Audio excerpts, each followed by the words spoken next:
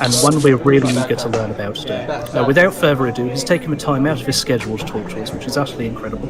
Mr. Jason Ritter. Hello, Mr. Ritter. How are you today? Doing well. How are you doing? I'm very excited to be here. We're very excited to have you here. We're still getting audience members joining, so just a reminder for everybody who's joining up, the chat channel's closed off to reduce any sheer mania while JC's in the room. We've got the server going onto a slow mode to help us work around the excitement. Please do just tune in, grab a coffee or a fizzy drink or a soda pop, as I'm sure many of you Americans will say, and let the fun begin. We kind of split this up into a few little sections to try and keep the flow going, because we love a narrative here. A lot of these have been submitted by our members. There's a few already getting a little shout out as thanks. A lot of these questions people have been desperate to ask for literal years. I'm sure, Jason, that you're very well aware of how frantic, some may say neurotic, this fandom can be, so we tried our best to curate. But please, if you don't know an answer, just say skip it and we'll soldier on. Okay. Okay, I think that we're ready. We've got 110 people in the audience. That's quite healthy. So, we'll start off with the usual stuff for the benefit of our community. You may not be entirely aware of your earlier career. A lot of folks are really interested in hearing, how did you get into acting, and what was your first role? Oh boy. I liked acting in elementary school. There was a place called the Santa Monica Playhouse. There is still a place. It's still there, and it was right next to my elementary school. And there were a bunch of people from my class who would go over there after school to do plays and rehearse and things like that. And it seemed very cool. It was like, you're not going home. You're just going to walk down the street by yourself and just go mysterious theater and sing and run around and learn lines. So that was like sort of my first experience with it. That was my first experience. So I went to the Santa Monica Playhouse. I did plays there every semester, I guess it would be. I think like 2 a year or something like that. And it was so super fun. I started to try to, I guess my first sort of professional job in this movie called Mumford. When I was 18, I got an audition. A friend of mine got me an audition because I didn't have an agent or a manager for this movie Mumford, and I ended up getting the part, and it was very exciting. And that's where I got my lovely manager, Joni Burstein, who's still my manager today, and that's basically it. Absolutely wonderful. You've had a long line of kind of, well, I suppose we would call geek culture roles. You know, we've got Freddy versus Jason, Drunk History, Gravity Falls, right up to your kind of upcoming role in the Matlock reboot. Would you say that Gravity Falls has the most intense fan base that you dealt with? Yes, I guess so, but in the best way. I do think that sometimes the fans, the Freddy vs. Jason fans they go hard. They are deep into it, and I love them. Falls has a certain enthusiasm, and I don't know. I match a lot better with the Gravity Falls fans. There also have been times where, as everybody in this room probably knows, there are like super crazy fans of Gravity Falls, and we know the codes and we've done all the research. And then there's like people who enjoy Gravity Falls like they enjoy any show. And so there have been times where I embarrassingly have out-fanned someone. Someone tells me like, "Oh yeah, my son really likes Gravity Falls," and I'm like, "Oh, you like Gravity Falls?" I'm like, the whole world, about this cipher hunt. And they're like, "Oh, I just think it's funny," and I'm like, "Oh, right, sorry." So I'm very excited to meet people who are as nerdy about it as I am. Yes, you're amongst very like-minded people here, I can assure you. I love it. How was Gravity Falls first pitched to you?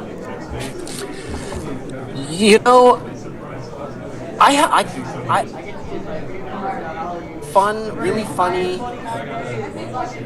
Disney kids show. I had no idea. I knew there was a mystery and I knew that there was a mysterious element, but I thought maybe like Scooby-Doo or something, like a creepy element every week. And, I didn't quite get it when I first auditioned for it. Also, it was kind of, I had auditioned for a few, I was like maybe into my attempts to be a voiceover person. So I had been sending in tapes and, not hearing back, basically. And then Gravity Falls had a callback, and then another callback, and then eventually we did this short pilot that I'm sure some people in here have seen, with the notes and some popsicle stick jokes, and and so it was a really slow burn for me. I thought it was basically just a fun kids show, and I was excited to be a part. I've always been a huge fan of animation. Growing up, my parents would bring me to animation festivals, and as I got older, some of the more sick and twisted festivals of animation. But I always just loved the magic of the animated world. So I was really excited to be a part of a Disney show and a kids show and a fun, funny, well-written show. I had no idea the rabbit hole that I would eventually down. When was it you actually first met Alex Hirsch himself? What were your first impressions of him? I believe how young he was, just because I think it's a strange thing. You're like a child, you're a teenager, and then you're a sort of an adult, but you still kind of always feel like yourself. And then you imagine that everybody who is us will be older than you for all of time, I guess. You're like, oh yeah, you're a person of seniority, so you must be older. So it was I couldn't believe, especially because at the time I met him in person, I had already been recording for a while, so I had heard his voice a bunch of times. And so I was surprised how young he was, and then I immediately loved him. Like I'm so in awe of his genius, and I don't use that word lightly, but I really do think that he is one. But he's just so fun and so lovely, and he's so passionate. He obviously cared about this show so much. I don't know, I felt like a little kindred with him when I first met him. And I think me too, that I was a similar type of person that he was. So as we continued in the show, he would give me little clues and drop little secrets, because he knew at some point that I was invested as anyone. But I was really excited to be like a fan of the show and also get the script for the next episode. See if I can figure out any clues. Well, I suppose directly leading on to that, obviously Gravity Falls has a fair few kind of twists in its little story. Did any of them particularly take you by surprise? Did you keep an eye on how things were broadcast and how the show was developing? Or was it kind of was it sort of a here's your script on the day sort of job? Yeah. It was a total surprise. I mean, I got the scripts, usually a couple days before, but for the most part, I was completely kept in the dark. There was, there were times where Alex would give me a little hint, but I don't know if everybody knows or not here that fake Fiddleford is the author thing that set up. Really, I was like, oh, that does make sense. He has the bandage and F, and he lost a finger somehow, but that's also clearly a genius. That was one of the other things that I noticed about the show was things that were bizarre at first, like, oh, okay, so this old crazy man built this huge dinosaur robot. You're like, oh, wow, that's actually... He is a genius because he's amazing. So it was so fun, but I think to answer your question, I think the first time I going on and meets the eye was when someone me or Alex or anybody, someone online pointed out the first like Landon appearances before Time Traveler's Pig had even come out. So nobody knew who he was. I didn't know who he was. I didn't know why he was there, but I was like, that's interesting. You're putting some mysterious script for eagle-eyed viewers in the background. 3 episodes. What could that be? And then when I finally saw that episode and it went back to all 3, I was like, oh, you're thinking way ahead. It's kind of like what you hope in all of these mystery shows, and I think a lot of mystery shows, maybe they're like, there's a crazy thing that happens. We'll figure it out later if we get another season. But Alex had this whole plan ahead, and when you rewatch the show, the things that are laid in are so subtle. And also in the Time Traveler's Pig, I think I had told the story before, but there's a moment where we all run past the old Mystery Shack before it was a Mystery Shack, and I think it's Grunkle Stan opens the door, but he looks different, and that's the first time you see Great Uncle Ford, and I didn't know that. Even though in one of the recording things of that episode, Alex said, the biggest Gravity Falls is in this frame right here. And there's Great Uncle Ford standing right there, and I'm like, is there something in the wood or something in the background? What is it? That's Grunkle Stan. So he did give me that little tip before, but I didn't guess it. Not smart enough. Absolutely incredible, though. They're so cool to hear, actually. Obviously, a kind of, I suppose, a decent follow-up. How do you, as a voice actor, get used to hearing your own voice? I'm going to be editing this recording, and I think I'm going to go absolutely insane. I've never particularly liked the sound of my voice. I think there's...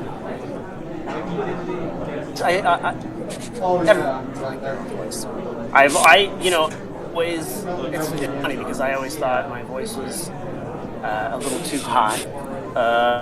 To have I don't know what I wanted. I guess I don't really want to sound like Batman in my day-to-day life or some kind of grizzly old. But there's something so cool about that voice, and I think it helps in action movies, that ability to be like, let's go, it's time, or whatever. And the fact that the crack in my voice never quite went away. I don't always get there, but it's up there. It's there. But it was kind of nice that I didn't like about my voice were some of the things that Alex and casted and everybody involved liked enough about my voice. And I even felt defended by them in that voiceover episode, where I do kind of get my dream voice, and everyone's like, "No, your real voice sounds just fine." We can tease you, but we love you. Our resident aeronautics engineer, Moon, has asked, who was the most fun to work with while recording from the show? Oh, gosh. See, we're playing favourites already. Yeah, exactly. Times early on where we record together, we were, they were trying to figure out, is this even possible? For the most part, she was in New York and I was in Los Angeles, and then she moved to Los Angeles and I had to go to New York for a job, so and not in the same place. But there were a couple times where we got to do it together, and that was really fun. And then there was one time for Hand That Rocks the Maayybe where we got to, oh my gosh, wait. Yeah, where all 3 of us got to do it together. Kristen and oh my God, Gideon. Oh my gosh, it's the coolest of them all.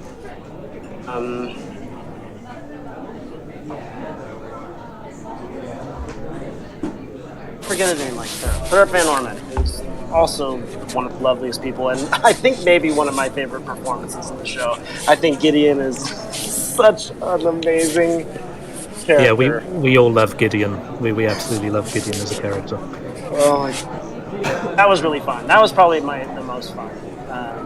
But in those 3 or 2-person sessions, I didn't get as much one-on-one time and secrets hinting as I did when it was just me and Alex and the rest.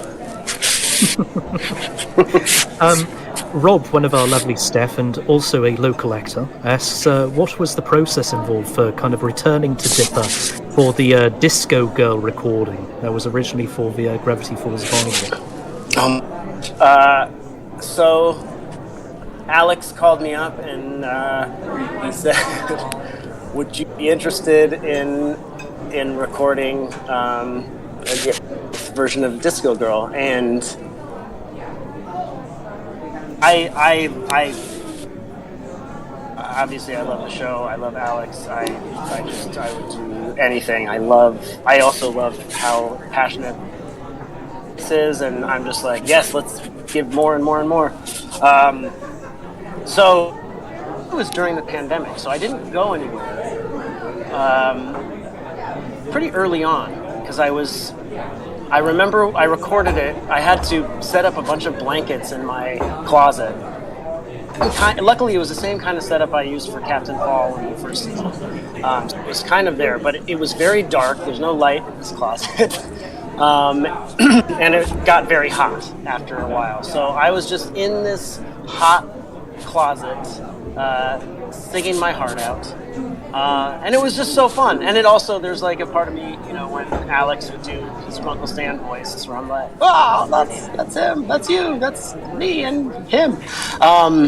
So that was really fun, and we did it a bunch of times, and we improvised a couple of times for the part where Uncle Stan interrupts me. Improvised a couple of different beginnings and different versions of he's the mystery solver one. I think he eventually went with the kind of James Bondish one. But it was so fun, and it is not like Dipper is so close to personally as a human being, but his voice is so close, and because I have very limited talent as a voice actor. He lives just here. Like if I live here, Dipper's just up here. It's just a little bit higher. And so anytime I want to hear a little right here. I have to say, I think that you probably gave like hundreds of people an aneurysm by doing the Dipper voice live on video. So that's all very exciting. The amount of people who've been so hyped about hearing the voice of Dipper again is quite incredible. It must be said. Absolutely. I just wanted to say now that I noticed this is not a real raccoon. I just wanted to say that in case people thought that I was a raccoon. I have become a raccoon hunter. Just so people know you aren't going around beheading raccoons. Always a good thing to make sure of. Exactly. Anyway, a little nonsense. Next one is from Dane. Happy belated birthday, Dane. They asked, what was your favourite line to record in the show? We said here we can harass people that we like. Favorite line to record in the show? That's a great... I had to wash my hands. What? Did you touch the table or something? That was so... This is also very early on. I think before I had the full scope of what we were doing. But I had fun recording the Lammy Lammy song. Everybody loved the Lammy Lammy song. Yes. I loved it so much, and there was also a part of me having grown up on Disney movies where I'm like, I'm technically a singing guy now, especially now, Disco Girl as well, full length track. But it was just so much fun, and there was a time, there were like, you weren't sure how it was going to work, if I was going to need to really pretty quickly decided that just having like a real boy's singing voice was better than, doing with the projects where kick out the actor and they bring in a beautiful singing voice actor to do it. I think one of the Lammy Lammy dance didn't need the full deep vibrato. I think it would have changed the feeling of it. But yeah, that was so fun. And then I also recording Tale of Two Stands, just because I was excited in the recording to get this story finally. And this, even though I had read the script a couple days before, I did feel a little bit more like, I'm talking to him. I'm talking to the author. He's here. Incredible. Communist Doggo asks, fantastic name. Are you still friends with the people you met on Gravity Falls? And what was the dynamic kind of like when you were all together? Oh boy. Yeah, I would say that I am. I do feel like we all shared something special. And so Kristen and I talk a lot, and I mean, not like a lot, but we will. She texted me the other day and was like, "Hey, I'm thinking my daughter. How do you feel about our children watching Gravity Falls? How old have you let your daughter watch it? How old is she if she has, and all those things." We are excited and we want to share. And then a lot of the people on the show, it's just been so excited to watch shows and see them all just doing so well, and then realizing that Gravity Falls was almost like, I don't even know, it was like the Beatles or something, where you're like, all these people are in the same band at one time. Like, you know, Matt and Dana and Cheyenne and Mike Rianda and Jeff Rowe. I mean, it's so amazing to see. I do feel like everyone really still supports each other and loves each other, and Gravity Falls was it was a scrappy little show. Like, they were all fighting to make it as good as they could make it, and they all cared so much, and they all were so talented, and it's just been incredible to watch. You know, Amphibia, Vowel House, Inside Job. It's just like all these beautiful, strange people just making amazing work. We've got one from Alia, who's our server's owner. She says, is there anything that you picked up on the show that you now take into your current voice acting work? Yes. One of the things that I always do, not even only in voice actor work, but it's a trap that I continue to have to try to myself out of, is at times in a part feel like I have to put something in order to convince people that I am a human being or something. And in Gravity Falls, when I first was recording, and in the pilot, and then they used some of that old dialogue in the actual pilot that aired, and you can sort of hear that Dipper's voice is a little bit different, like it's a little nerdier. I felt like I had to make Dipper have like a nasally voice for some reason, and you know, pretty early on, Alex was just like, just the nerd. It's already there. You don't have to. No, but he just was like, I don't think you have to put that on. I think just your voice, you know. And there was a lot of learning that I had to do about, you know, there would be times where I would come in, because it was my first time doing a voice acting job where I had a bunch of episodes, where it wasn't just like one day.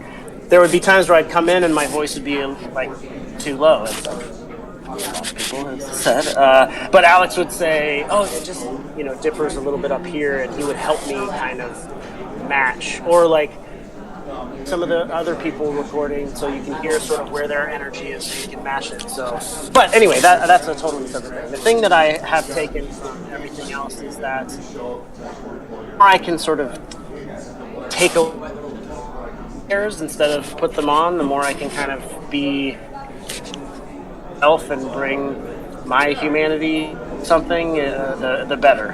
If I'm like, this is the character and blah blah blah, or like, this is the cool tough character, I'm basically, it doesn't feel like me, and I feel like I can tell, and maybe other people can tell too. So yeah. Fantastic. Sprink asks, Sprink, fantastic. In various places, it's mentioned by crew members just how effort-filled and kind of tiring it was to make Gravity Falls. When like all of the recording was done, were you kind of personally exhausted about it, or were you still ready to go?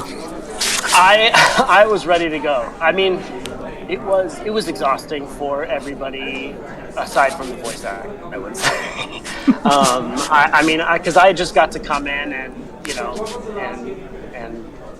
talk a couple hours a day, and then the most exciting for me was, we do one episode all the way through, and then I would get to come back sometimes, and they would go, oh, now that we've animated the entire episode, we realize that we need these things or these other things, and it would always be funny because it would be my voice and then like sometimes Alex's voice, sometimes Matt Braley's voice, sometimes other people's voice, like just in Dipper's mouth to have the timing of it so they could have animated to it. So we'd hear Dipper saying some line, and then all of a sudden, and the other thing, Uncle Stan, is this. So it wasn't exhausting for me at all. But I did see I did see that it's taking a lot out of people, especially Alex. He cared so much, and there was so much extra stuff that he was doing that, like, it wouldn't be like, hey, can I have, this much extra time and this much extra budget for a bunch of, like, secret things that you can't really monetize, but I know the audience will enjoy. There wasn't any of that. So he like took it upon himself to make sure that all the codes worked, that all of the, that everything was done, everything was right, and he just, it's sort of the price of caring that much. And you know what, the thing that's so beautiful is, I think that even though he basically to the limit and to the max, it really paid off. Like, I think people really see that the love and the effort that Alex put into the show, and even after the show, like, oh, I'm sorry, I'm going to do a worldwide, real life treasure. It's the coolest. It's the coolest thing. It's the coolest thing ever. And there are times where it felt so tailored to my loves and my passions that I was like, is this just some kind of like, is this just for me?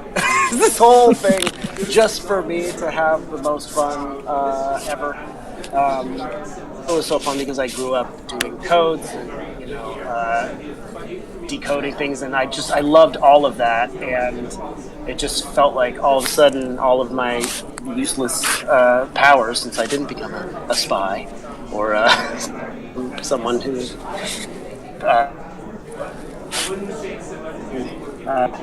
code breaker, they were useless in my day-to-day life until Gravity Falls, and now all these escape rooms. All of a sudden, my powers. Your time has come. My time is, yeah, exactly. That's Nathan said. So I suppose one of the questions was, how on earth did Alex convince you to spend some time in a post office with a load of Tumblr users during the kind of a cipher hunt ARG? But I suppose you've already answered that. 0. I was so excited about that whole thing. I was following the cipher hunt so closely. Also, I had known that was being planned. Because again, and I missed the road trip. There were a couple road trips that they all did to like various mystery shacks and mystery spot and all these things up in the Pacific Northwest, and I missed every single one. Unfortunately, I just couldn't go for whatever reason. And but there was one where they went up and where they planted Bill, Oregon. And anyway, so I knew that there was something going on.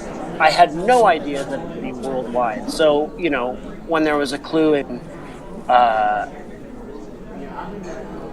or Russia, both, I think, I just was like, do I fly? What do I do? Okay, the tickets are very expensive. I'm not going to fly. And they already found it because that's how international places that people were finding people and sending them to the clues. And that was the other thing. It wasn't like someone was going to win. It was like we were all on this international team to solve the mystery. So it was like, when I found out that there was a clue in Los Angeles, there was no stopping me. I just was so excited. And I don't know who remembers, or maybe some of you were actually there, but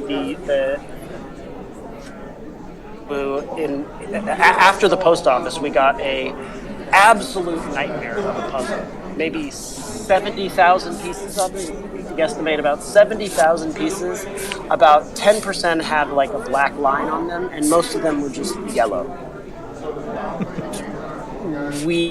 There was a comic book shop. Oh, I should have remembered the name. It's online somewhere.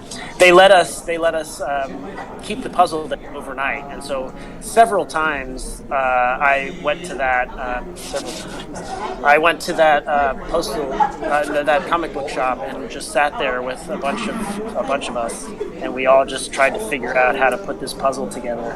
Long after put all the black pieces together, got the code, and sent the next people on. There was like this desire to finish the entire thing.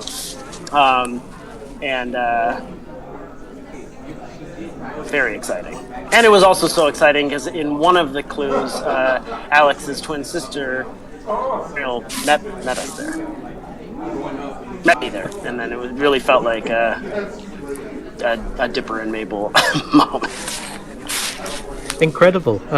Smiley Trashbag, another fantastic name, asks, did you ever have the chance to meet the guest VAs of Gravity Falls, like J.K. Simmons, Neil deGrasse Tyson, Alfred Molina, etc., while they were on the show? No, not while they were on the show. Afterwards, I did. It's a bizarre thing I kind of felt a little bit, this has happened to me several times in my life, where I felt similarly about the voice actor that I have in my real life, where I saw J.K. Simmons afterwards, and I was like, oh, it's great, Uncle Ford. But also, I'm just such a huge fan of his anyway. And I know that he's super busy, so he may have been like, "Oh yeah, I think I did a cartoon." I just don't know. So I met him, but I was sort of nervous to be like, "I'm Dipper, I love you. I think you're so cool." But yes, I did. The most excited I was to meet someone who did a voice on Gravity Falls was when I got to meet Weird Al Yankovic, the one and only, at the rap party, which was also so cool that he came. And I had heard that he was as lovely of a person as you would dream and hope. He just was so humble and just so lovely, and I was a huge fan of his. Am a huge fan of his. But I mean, growing up, I knew all the words to all of his songs. I loved him, and then it was very exciting because the other weekend I got to watch him win an Emmy in front of everybody, which was so cool. And I don't know if he didn't see it. I was like, oh, I love you, and you're just so great. Anyway, but yeah, and then so much, but it's so fun to talk to everybody, and these questions are so great. The other person that was exciting to meet, and also I did get to watch her work, was Greta Lyle, who just is able to do 1 million voices. It's incredible what she can do, and I'm just in awe of her abilities. And yeah, I don't know, actually, I think I did meet Neil deGrasse Tyson at one point very briefly, but just in a group of people, and I just shook his hand and said, "My name's Jason," and there was no you were the pig. You were Waddles. When Waddles get smart, and I'm Dipper. Again, I can over fan, which is embarrassing, but also how can you not? It's so Kiro asks, what line of dialogue from Dipper do you remember having a particularly kind of troublesome time delivering? Or did everything kind of come very naturally and you're in the groove of the show? All these questions are so great.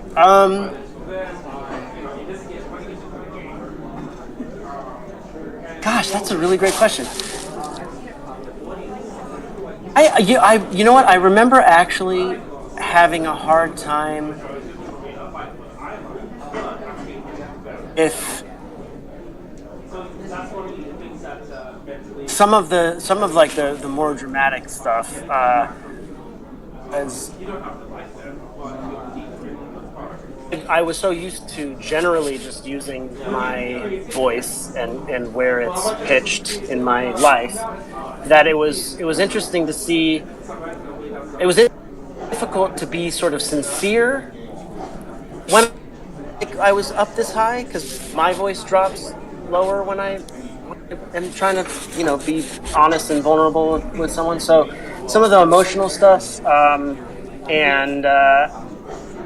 the dramatic stuff, like when Mabel is about to push the button and I'm saying, you do not do it, don't trust him, we don't know who he is. None of those are the lines, but complicated at first, and then I was like, oh no, I found it. I found my version up here that is worried and freaked out. But yeah, that's a great question. I never even thought about that before. It was indeed. Thank you very much, Kira. Philip asks, if Gravity Falls were to have a crossover episode with any other TV show or movie universe, what do you think would personally be the most intriguing or entertaining? And how do you imagine the characters from Gravity Falls would adapt to that world? Great question. Oh, man.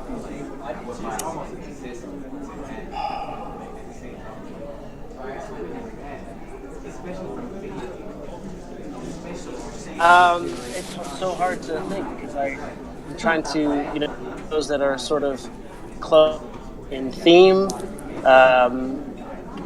It would be more fun to go like wildly different.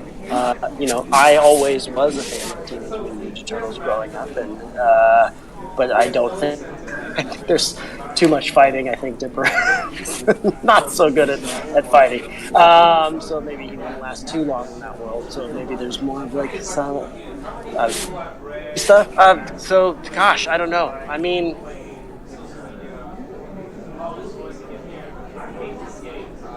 fun to be in. I think if I were to go into Dipper's mind and what show he would probably most enjoy, I think Inside Job would be pretty. That is a very popular vote.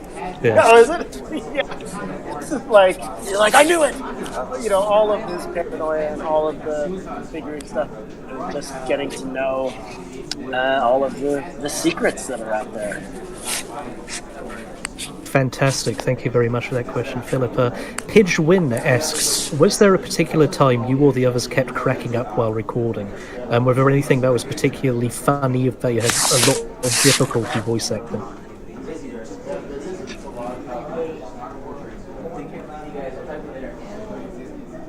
Great question, too. I'm trying to think.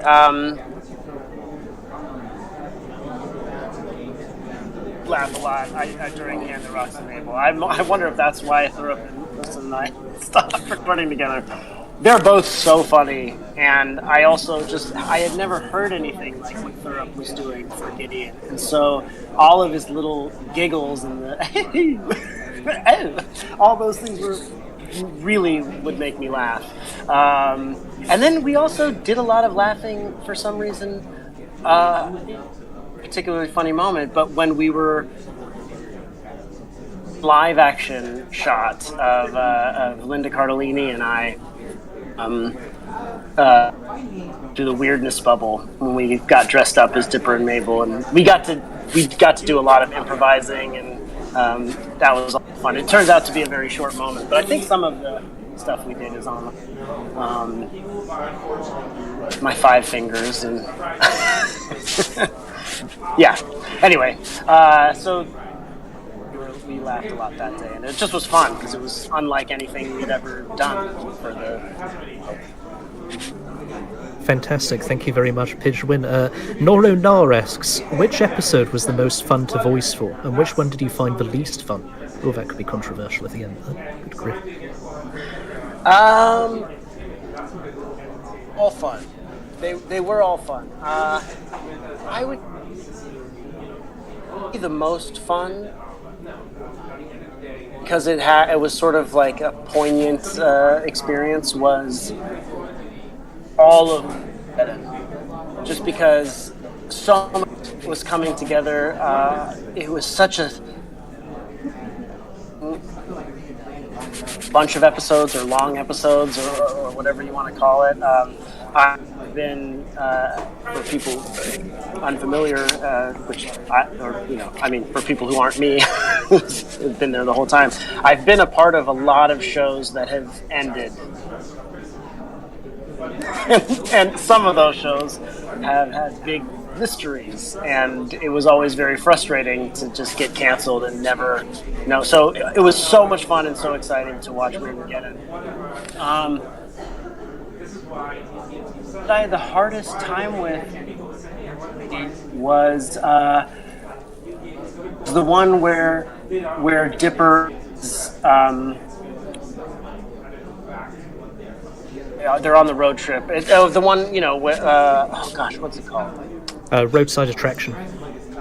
That was one of the hardest ones for me, just because I also kind of like out of my comfort zone. It was very familiar for me and Dipper to be very uncomfortable, very awkward, very so. Interesting because it's like he definitely learns his lesson, and it's uncomfortable to be sort of like a bad guy, but like do stuff in an episode that people like hurt Candy Chew. Who really wants to hurt Candy Chew students? Nobody. And anyway, so that was the most difficult, sort of complicated part for me, just because I was like, how does one do this? I'm a bad guy. But it ended up being totally sweet, and had worked with my own insecurities and worries and stuff like that. But I would say that. Incredible. Roadside Attraction is still quite a controversial episode amongst the fandom, so I'm sure... It is. Yeah. It's really interesting, the sort of feelings and opinions you get on Roadside Attraction. It's probably like the most divisive episode in the entire series, so, perhaps you felt the same kind of reflection there, who knows? So, the thing that I enjoy about it is that it turns it all on its head, and gets his comeuppance, and so does Dipper. That's interesting. I'm going to look that up. Yeah, it's very interesting, quite the rabbit hole, I suppose, as an aside there, what is your personal favourite episode of Gravity Falls ever? Weird Mageddon.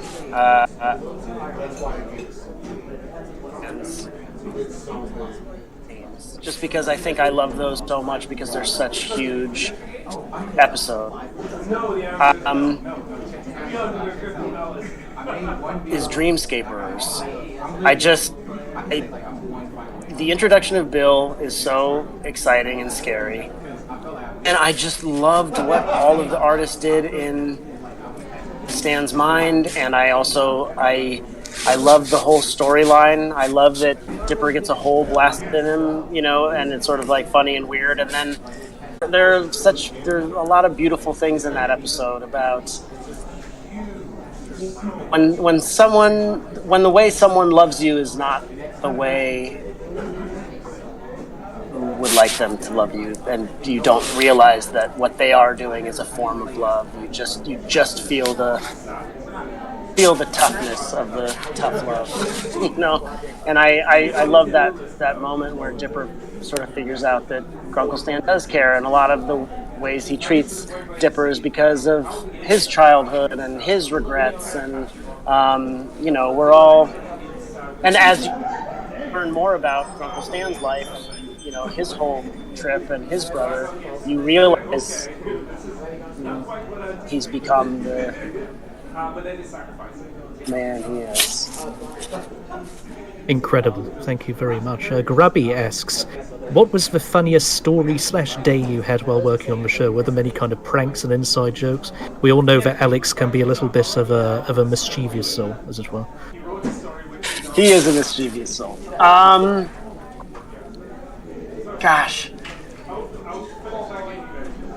To the office. All the writers those were such fun time. Again, for me, probably maybe not as much for them. But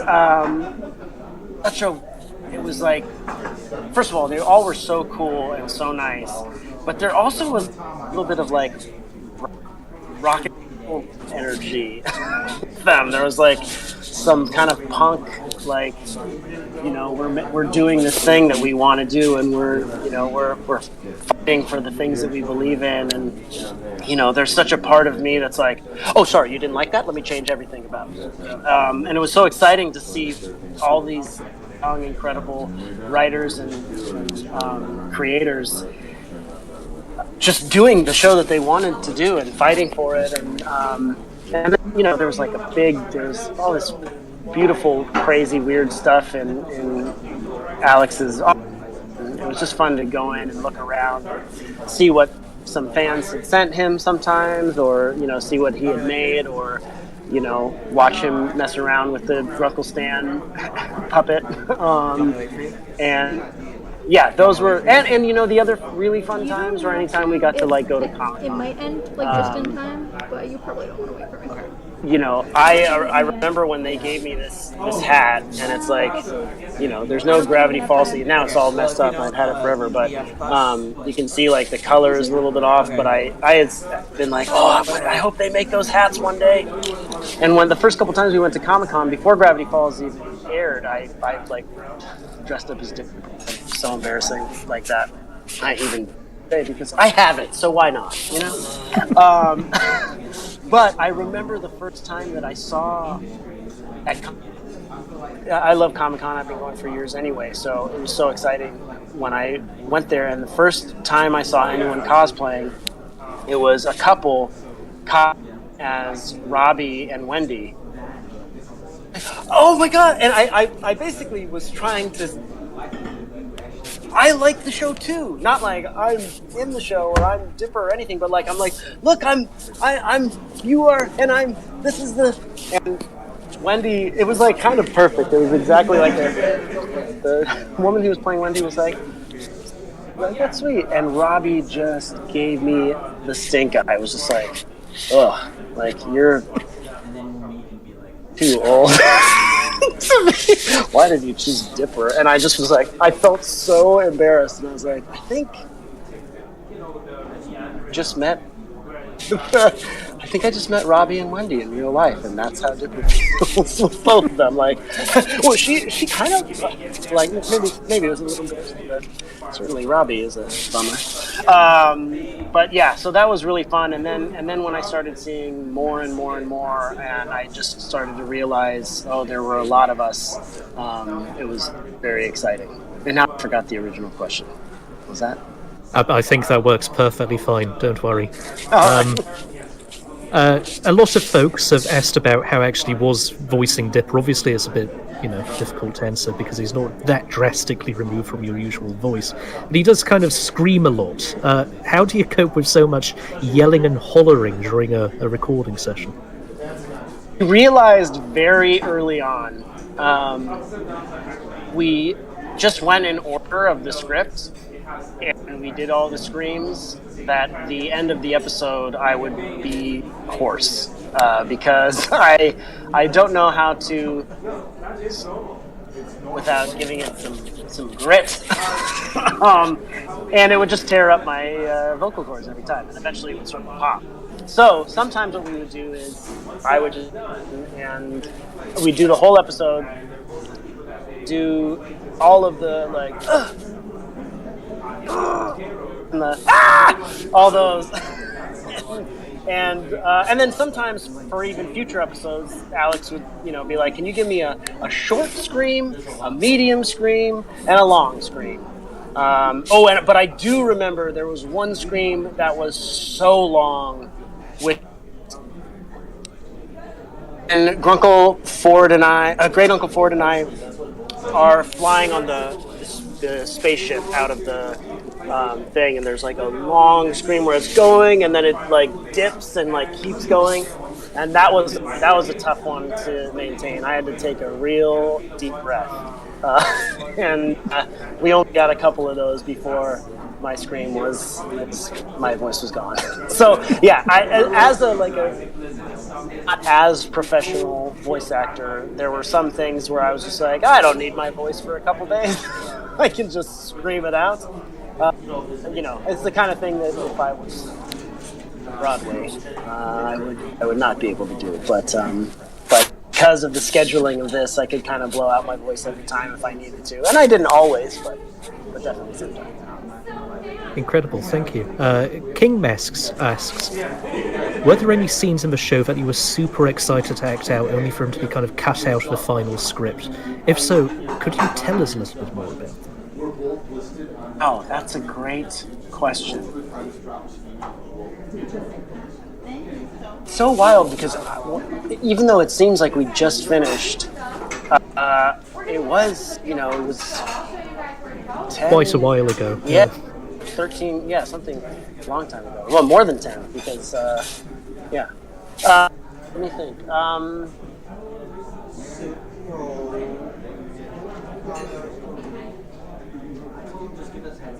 I actually can't really remember much because by the time that it got, it'd be different, sometimes like in a smaller movie, especially now with digital cameras, like an independent movie, you can try a lot of different things and then in the editing room they can see what works. But I feel like on a cartoon especially, it has to be so tight and there's not too many extra things. So there would maybe be like one or two lines here or there that didn't make it into the thing, but yeah, I do remember I felt like recording Taking Over Midnight. I felt like and then ended up in the final thing, but they may just not have been good enough. But I did give it my all, as maybe some of you have seen in those videos that are on. Of singing, just mess around and try different things, and but you're not gonna that weirdness bubble. It's just not gonna work. How was it kind of season 1 had finished broadcasting? We've kind of done deep dives into the history of the fandom and sort of seen how things developed on things like YouTube and the like. And it's obvious that kind of by the end of season 1, things had just sort of exploded in a very real way. How was it working on such an intense basis with it's effectively a Disney Kids TV show? It must have been quite a surprise, I suppose, to see everything sort of go as sky high as it did. Amazing. It was so incredible. And, again, tried to launch shows and have the first season end and in it or I was talking about it or whatever. It's painful and it feels a little awkward. And so it was so exciting to watch the audience grow with the show, and also like getting it. And there would be times where Alex would tell of switching a code up or doing something, or talking or had to record things and then put them into a computer and things that I still don't know how to do. And I just was like, oh, no one's gonna get this. And everybody did every single code. I would look online after an episode, and people would have found things that I didn't know about. And that was the most exciting thing, is it felt like sometimes I would go into the next recording session armed with questions from Reddit or from, Twitter or wherever. Like, oh, I didn't even notice that or think about it. But now that someone's pointed it out to me, I can go to the source, see if I can get any information. So it felt like we were all part of this little group together, and we're all trying to solve Alex's codes, and and it was so fun. It still is so fun. And by the way, year Alex has been sending me little pages from the Book of Bill. Wait until you see this, guys. I just cannot wait for it to come out. I mean, I've probably seen 1%, but some of the art is so incredible, and it's so funny and so twisted, and also probably couldn't have come out until the Gravity Falls fan base was 10 years older than they were when they first started watching. I think you've just set everybody on fire there. Good grief. Oh my gosh. So just to kind of phase into that, because you sort of answered this already, but I do want to give the person credit. It was Melody Rabbit 109 who asked, have you seen Inside the Book of Bill before it releases, and is it as terrifying as Alex says it is? Which I suppose we've just kind of covered. I'm sure you're probably kept to some kind of NDA or sort of lockdown on info. But, I think it's like a probably. Certainly, he just was sending them to me with, he didn't sign. I didn't obviously sign anything, but it's just the general friend. A gentleman's agreement. A gentleman's agreement, but so funny, and also incredibly beautiful. And I don't even know, the art is so varied. There's so many different kinds of. I mean, I don't want to ruin it, but yeah, it's and I'm sure it's more disturbing than even I know. But I mean, I have 12 pages safely locked away in a. I don't know. I'm nervous now about how good hackers are. I just think everybody's so much better at computers than I am. So, but yeah. Anyway, it's very exciting, and it's so cool that I had no idea he was doing it until maybe about 8 months. Sent me the first couple pages, and I was like, "What is this? New Gravity Falls?" Because as you might have guessed, I have every book. I have every. I'm a collector as well as a. So I'm excited to add to my collection. Incredible. I suppose this is going to be quite a funny one, I think. What are your headcanons about Gravity Falls? Oh boy! I imagine it being disco. Dark, all at once. Disco. Fun people, no disco. It's more like probably industrial goth German. Oh, that's a really good one. Yeah. I'm not. We saw Sure. Rammstein go to a group outside festival. Everyone was gothed out. It was awesome. We wanted to go so bad. It was in the dark. Here's one that I think. Germany, south of Hamburg, and it's like That. No, man, I'm getting awful close to rural Germany. It's worth it. Are taking over the world. I just think You don't know this already? You don't Some- think rural America is scary. with all the three of their strengths, and they've developed some beautiful, wonderful thing that helps all of humanity. and I think that they're all billionaires. Could I just get you to repeat that? Apparently your audio glitched a bit for the people in the audience. Oh, sorry. I would say that my sort of headcanon is that Mabel and Brenda and Candy stuck together through, they're like just those kinds of friends that stay friends forever.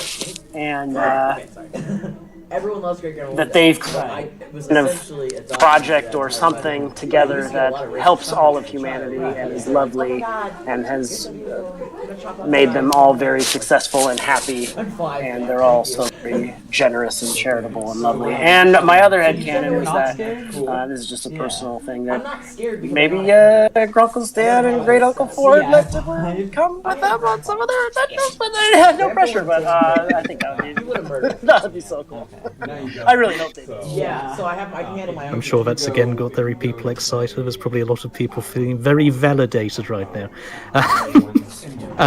In consequence of talking about how utterly crazy the chat and the fandom is going, have you seen much in the way of fan content? Like, you must have been given so much fan art and fan fiction and all of this stuff, like at conventions and the like. Yes, I've seen too much. No, I mean, I think one of the things that probably every Gravity Falls is that you're searching and holes, you find some stuff that you wish you never saw, and also but you mostly find lots of more than I would trust stuff. rural America, though. And I get I mean, I've seen so many lovely things. I actually saw maybe some of you guys have seen it, a full new completely fan-made episode that was like funny and felt like in line with the characters, and also like a lot of I mean, when I went back and I looked, they really like cast people who like all of us, and everybody. It was really fun and interesting as a fan of the show to watch that was made, and some of it was fully animated with color, and some of it was black and white, but it was really fun. So that was really amazing to see. Part of his animated short that he's working on. So passionate about it that like that's kind of mind screwing time, but even drawing a beautiful picture takes time, and the fact that people love the show enough to take some time to make something as a tribute or as a fan, or seeing characters kissing. It's lovely that the show hit them so hard, and they love it so much that there's all these lovely tributes. I think it's just interesting and beautiful and fascinating. And a couple hundred submissions. Did it say? And also a little bit scary, I imagine. Sometimes a little bit disturbing. Scary. Yeah, sometimes a little bit disturbing. Yeah, there's some. It didn't dox. I can't talk. People are insisting that I bring it up. I personally write a fan fiction series which is now over 500,000 words. But I didn't want them to say my real name. Gosh, I gotta read it. That's so cool. Yes, so people will be happy now I brought that up, I'm sure. If I don't plug myself, and people will be upset. What is it? It's called A Return to the Falls, and it's it's what's known as. In fact, actually, this keys into the next question. So I'll probably bring this up first. I think we've had an embarrassing number of people ask this, and I do mean an embarrassing number. It's a lot. We've had a lot of people who have said, "Do you think that Dipper and Pacifica Northwest get married?" trendy. I don't. Yeah, What was your question? No. It was just like if you ever I don't. cracked up, we'll say. I mean, anything's Any funny possible. stories on set? But I really had a heart for Pacifica for a long time. I didn't do it very much. Just like Dipper didn't. And then in the He has Andy Serkis coming. Northwest Mansion Mystery. That's the one. Lord of the Rings. history. Yes, I was like, okay, all right. Slave God. Okay. One of the things I loved So, about the show is Stephen you get a Colbert would sense, give him a you know, list you get question more of a sense of people, and you're answer- like, He answered like okay, I Gollum? understand Yeah. a little bit more It's hilarious. what's going on with them, and it really humanized Pacifica in a lovely way, and you know, all of a sudden I saw it too. Rare, ravaged rant. I still think she has a lot of therapy and stuff that to do to unravel some of that stuff, and but I see like a beating heart in there. So, But I don't know. that's cool. I think it's a big wide Close my world laptop 'cause out I'm- there, and I'm not using that. no, there's also a part of me that thinks you're doing your Yeah. they're 12 and 15 are worlds apart. It's streaming to YouTube. no, Oh, wait, what? 5 and 28. What's to do? your Not so different. Maybe Wendy. Yeah, it just I'm just throwing. It's just throwing it out there that it's not impossible. okay. That, So one you're day- doing Zim and Gur, right? Yes. Okay. And where are you in that? I have. That was I have it all mapped out. that was very All the, diplomatic. like, Thank you. frames and, like, movements. We could have had an And I entire did, like, fandom rough sketches war each develop frame, off and the I back of just that one. started But So right now you're occupied with. fantastic. They Also both took the keys last in half because an hour. Return to Falls is what is known as a Dipsifica fan fiction, which is Okay, well, there you go. So there we go. I hope that I do see satisfies it. everybody. Thank you for sending that in like 6-7 times, all by different people. Might I add? That was Awesome. that was very excessive. We're now kind of coming up towards the end of our little interview selection, so we're getting through this very nice and quickly. We've got an utterly nonsensical question from our staff member Alex, who insisted that we ask it. I mean, he has been talking about it non-stop, so I had to do this as a courtesy. Do you eat mac and cheese with a spoon or a fork? Question. I think I eat it with a fork, and I know why. Every fork, I'm like, what am I doing? I think it because I guess I think it's pasta, so I'm like, oh, this is fork food, but would be so much easier to eat with a spoon. So I guess I would say a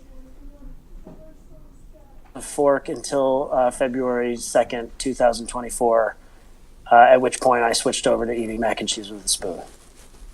Fantastic. Is that all right for you, Alex? You're going to stop asking that now. Good grief. Right. I'm going to pop in a couple of extra kind of non-related Gravity Falls questions just because they came Great. up quite a bit, if that's okay. Are you a video gamer? Do you have any favorite video games? That came up quite a lot. I am a video gamer. Maybe, yeah.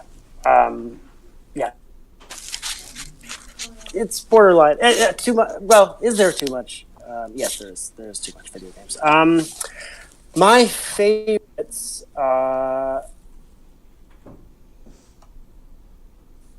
Favorite probably ever is Shadow of the Colossus, which was a PS2 game, and then they remastered it for PS3 and probably 4.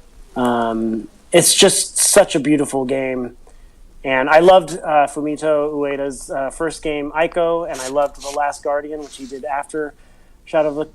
I love them both, and they're all three of them are so beautiful, and it's kind of all in the same world. But I love the way that he doesn't give you all the information, so you can kind of put your own feelings on it. They're very pared down, and in a lot of video games these days, they're too big for me. I kind of get overwhelmed. So the games that I really have liked in the last couple of years,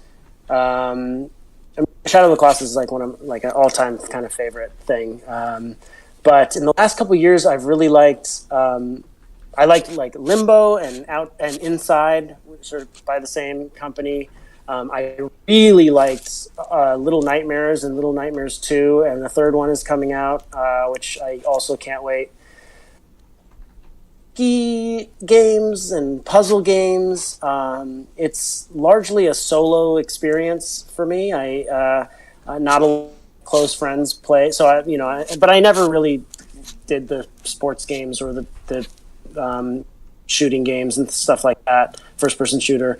So I like when I play, it's late at night and everybody's asleep, so I like to spook myself out. And Little Nightmares and Inside and Limbo are all just spooky enough to not actually send me like running for the hills, but enough to give you a nice set of creeps. I'm going to have to ask, I think, for Grabby as well, because he would be very upset if I don't take the opportunity to ask. Do you like Five Nights at Freddy's? Bet I would. It's one of the ones that I have been a little too scared of. But I've just started to get into virtual reality, and I know there's a couple there, which I don't know why I would be. I mean, I know that would. I imagine when you actually feel like you're there. I'm fascinated by that world, and I've even watched some like YouTube videos of people playing it. I'll be brave enough to play it. It's so scary to me, though. I think because I already was scared even before the Gravity Falls episode, in which animatronic beings came to life. I think I had enough bad experiences with my Teddy Ruxpin as a child, which was for those young people was sort of like a little animatronic faced that you would put a cassette in, and you would cassette tape, which was before CDs. I'm old. And you would put it in, you press play, and the bear would kind of move its head and blink and kind of talk along with the tape. But if you left it out in the sun too long, as I did, one of its eyes was frozen open, so anytime it blinked, it was just kind of one blink.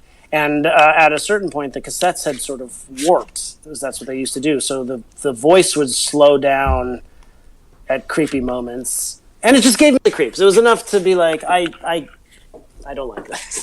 So, yeah. So I'm a little bit scared of Five Nights at Freddy, but I do feel like I would love it. Incredible. I'm sure that you've just made Grubby's life there. I've been asked to bring something up. I don't particularly know why, but Bill Cipher the Dorito, I don't think it's the real Bill Cipher, so I think we're okay, has said, I wore my Mabel sweater to a furry convention today, and they just wanted you to know that. So there we go. Letting me know. So there we are. I'm just going to double check that I've got all of the questions, and then here we go. Very, very last one. I did actually mean to put this in earlier, but it got completely lost, I think. How long did it usually take to record voice lines for the entirety of an episode? It would be like 2 hours, I would say. 2 or 3 hours, depending on how heavy, how much Dipper was in the episode. Even so part of an episode, a big break on voiceover. I just had to come in at the beginning and the end and let someone else do the heavy lifting. But yes, it always depended. But it was usually a couple hours. And sometimes we would do a split thing where we would record a new episode, and then if they had the old episode that they needed extra things on, I could just do both at the same time, and then then it would be more like 3 hours. Wonderful, thank you. Sorry about that, Ghost. It was in the script, but I am a rank amateur, so just completely skipped over it. Sorry about that. No. If nothing else, Ghost, it means that you've now been the center of attention. So there you are. And then finally, we've got one from the Meta, which I really want to ask, purely because we kind of went onto the video game tangent. What's your top 5 TV shows that you weren't in? Boy. Gosh. Those, I've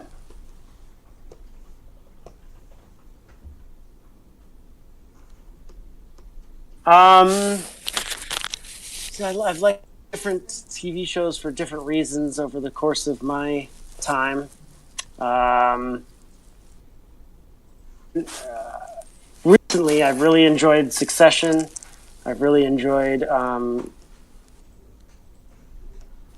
I've become kind of obsessed with, which is The Traitors, which is a reality show that Melanie and I can't stop watching, where it's basically like Mafia or Werewolf, if anyone's played it. But it's so fun. Betrayals and lying and all that kind of stuff. What are some of my other favorite ones? I enjoyed The X-Files. I enjoyed. There's just so much great TV. I've watched every single episode of Star Trek: The Next Generation. I've watched every single episode of Columbo, the old detective show. Incredible. And he's just so amazing. And I do like detective shows. I also like Poirot, which is Fantastic, with David Suchet. yeah, one and only. He's Hercule Poirot. It's like he jumped out of the book for me. Incredible. Absolutely incredible. Yeah, trying to think. I know that I'm gonna think of a million. Now I'm gone completely blank. Okay, I'm sorry. I'm just going kind of through the dregs now of what people are asking in the chat. Just while we've got you for a few more minutes. My girlfriend Nessie, who is a proud pigeon owner, would like to know how you feel about pigeons. I love pigeons. I've done a lot of pigeon watching. I may not be as passionate as Nessie or Bert from Sesame Street, but I do love them. I remember being the first time I saw like what I think pigeon mating season. I really just saw one pigeon. And I don't know anything about the sex or gender of pigeons, but I did see one pigeon just puffed up, just going, and like really trying to. It looked like someone trying to be very impressive, and then this other pigeon that he was trying to impress, just being like, "This is embarrassing. Can this guy please get away from me?" And I watched it for like 15 minutes, and it was very beautiful to me. I think I may have even shed a tear at the end of it. The plight of a seductive pigeon. Yeah, it's awkward. But sometimes they get a bad rap. But I like those when the sun hits them just right, and there's like the purple and green, beautiful reflective feathers that they have sometimes. It's absolutely beautiful. Incredible. I'm sure that I'm now in the good books of my girlfriend. Thank you for that. We've had a lot of people asking about music. In particular, are you a fan of Gorillaz? Yeah, the animated band. That's the ones, yes. I am, and in fact, I wouldn't say. Growing up in being like a teenager in the 90s, there was like, it was very scary to say you were a fan of a band that you knew even just peripherally. People would be like, "Oh yeah, you're a fan of the band? What's the lead singer? What's the whole thing?" And then you really have to be grilled on it. Otherwise you were a poser, what they say. And I did just find out about, I didn't realize that all of the characters in Gorillaz had like these amazing backstories. And yeah, there's a lot of lore. There is a lot of lore. Just like literally in this last year, just learned about that and started to read about it. And I was like, oh, this is really amazing. I just thought it was cool animation and fun, great songs. But yes, I do like Gorillaz. Wonderful. Okay, we are now coming right to the end, so I'm going to kind of finish with this one, which is asking about a Gravity Falls video game. If there was one, would you be very excited to take a part? And would you be, what would you want a Gravity Falls game to be? Oh boy. I mean, the first answer is I am ready to do Gravity Falls anything. Always. I love it so much. It became at such a weird in my life, and say I would even go as far to say. But I'm literally and as a fan of the show and of the world, I'm ready to. I think Alex knows that if he calls me and asks, say yes.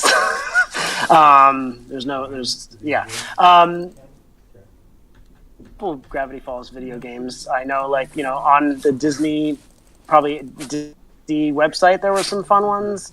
And there also was a 3DS Gravity Falls game, very fun. And also there was a moment, my favorite moment in that game is at a certain point you get to hear what's really going on in Shmebulok's head. And you get this really big, beautiful, long backstory. Yeah, It takes a very long time to to tell before you. I can't remember if you can translate him or he gets something. I can't remember, but anyway, it was really fun. But a new Gravity Falls game. Boy. Probably because you are a distraction. In reality, on an app called Rec Room, but I think it's not only Rec. I think it's not only on VR. I think you can access Rec Room just from a computer or phone, maybe. But anyway, there was a Gravity Falls Mystery Shack that someone built that's like insane and beautiful and incredible. And it did make me think how fun it would be to be able to explore that world and, in sense like that. Not necessarily VR, but, most of the games that I played, Gravity Falls games, were 2D platformers or otherwise, and it would be fun to actually have like kind of an open world Gravity Falls game where we have, where you get to see some old faves and then have some new stories. I would love to. I don't really have more of a thing. Maybe some exploring now that we know about all these other dimensions. Maybe there's a weirdness bubble that survived Weirdmageddon, and it can transport you, or there's several, and they transport you all to different wild worlds, and you get to go and co-op game. One Zipper, one person Mabel. They each have different skills. But I just know that there's all these fan fiction authors now just furiously scribbling down all of these notes like, yes, this all makes sense. Yes. Incredible. Don't worry, I won't miss you out, Tessapika. We had somebody who asked, do you have a favorite Pokemon? oh my gosh. Okay, so I just missed the Pokemon craze. I was into college when it started, and a lot of friends were into it. It wasn't just that I was old, but what we in the video game community call completionist. So nervous by the catchphrase "gotta catch 'em all." I just was like, oh no, I can't even start. There's some, and that's one of the reasons that I like some of these smaller games, because I can get all the trophies and then I'm finished with it. As opposed to some of the bigger games, which I also love. I do love bigger games, but like, I don't know. I can't remember the last time I finished an Assassin's Creed game in the way that I would want to, which is 100%, I can finish the storyline and things like that, but yeah. So yeah, I miss Pokemon. I was too scared, but that being said, I think I like that Charizard. No, is that one? yeah, Charizard. I'm sure that'll work. Thank you. I know Pikachu, and I barely know the. Charizard. That's about the limit of my knowledge as well, Jason. So Will say that I like Ash's style. The I- hat and the vest. I'm not sure if Dipper stole from him or if he stole from Dipper using kind of a timetable or something. There's something funny never going know. on there. I think we both kind of stole from Marty McFly from Back to the Future movie. Very true. Very good point. And then finally, we've got one that a lot of people have asked for, and this will be our last one, so you don't have to stay around these crazy cartoon fans for too much longer. Could we get a message just from Dipper, just saying hello to all the Gravity Falls fans and leaving his thoughts for us all? Would that be possible? I'm not about exactly what to say. I will say, go back and watch Back to the Future. It almost feels like Gravity Falls. There's a lot of little things that Alex that makes it, in hindsight, look. There's small, for example, and fashion and all sorts of fun stuff. All right. Wanted me to start again? You said you had such a beautiful introduction. Fans of Gravity Falls. This is Dipper. Yeah, just a little message from Dipper saying hello to all the Gravity Falls fans, and then just do whatever comes to mind, Jason. I'm sure that people will be satisfied even if he just says a swear word and leaves. Yes. Just getting ready, getting my whole thing going. Hello, fans of Falls. This is Dipper, and I say that Gravity Falls is real. Die. And I hope you all stay curious and be nice to each other. Let's solve them, because the truth is out there. I'm really sorry, Jason. Could I just ask you to repeat that, because apparently you cut out for a few people. Shoot, yes. It's so long. Okay.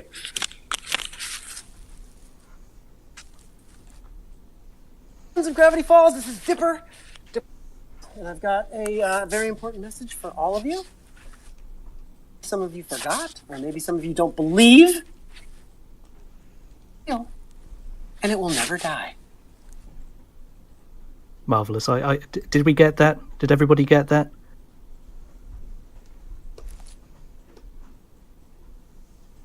God's sake. So sorry, Jason. Can we try again? Yes, absolutely.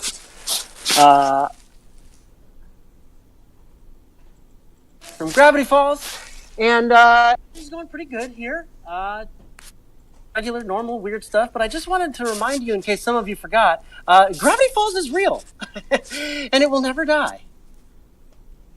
Perfect. I think that's perfect. Thank you so much, Jason. We'll be able to kind of put that together and trim it and all that. Don't you worry. So that is all the time we're going to keep you for, because we don't want to take you away from your busy schedule for too long. If I may just do my outro, if that's all right, and then we'll call it a day. And I just want to say thank you so much for everybody for showing up and being here with me, and to you for setting this all up. And I'm just very grateful. Thank you so much, Jason. That's been a whopping, I believe, 35 questions in all. Amazing. That's you tonight. I think above all else, I just want to conclude with this. We've been running this server since 2016. It actually opened when the show ended, and the subreddit is even older. And the most amazing thing about Gravity Falls is really the significance that it holds for people. There are so many questions that are asked by our members. We had over 150 questions in total that were asked. We were just so many people, right? We had like a little message section for people to leave their little notes. And what really came over is that there's so many people who wrote about what Dipper meant to them, what this show meant to them, and how important it was to them growing up, or even how important it is to them now, as it's kind of a comfort show. So, above all else, Jason, I think we'd all just like to say thank you. Thank you so much for joining us. Thank you for taking part in this today. And chaps, just before we close off, I just want to say that Jason is a key board member, as with most of his family, for the John Ritter Foundation for Aortic Health, which is, of course, is set up in the name of his father. If I may, I'd like to ask if you have the means and the time to do so, please leave a donation of $5 or more to the charity, who do incredible work in the name of a Hollywood legend, father, husband, and friend, and I've no doubt that will mean the world. I will pop the link in the announcements. Thank you so much, Jason. We love you for this. We really appreciate it. And, if another project with Dipper arises, maybe we'll be hearing you soon back in the Falls. I'm there. In a return to the Falls, as it were. Sorry. Exactly. Thank you so much, and have a good rest of your day. Thank you. Love you guys. Thank you so much, and goodbye.